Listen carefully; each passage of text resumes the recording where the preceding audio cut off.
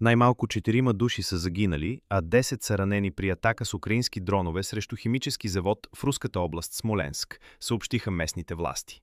По информация на губернатора Василий Анохин, жертвите са служители на предприятието Дорогобуш, които са били на работа по време на удара.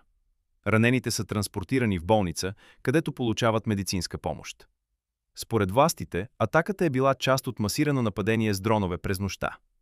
Руската противовъздушна отбрана е свалила 14 безпилотни апарата над региона, но въпреки това има жертви.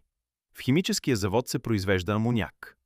Властите разглеждат възможността за евакуация на жителите от близките населени места като предпазна мярка. По данни на Руското министерство на отбраната, общо 69 украински дрона са били свалени над различни региони на страната и над Черно море през последната нощ. Атаките с дронове между Русия и Украйна продължават ежедневно, като и двете страни се стремят да нанесат щети по стратегически инфраструктури.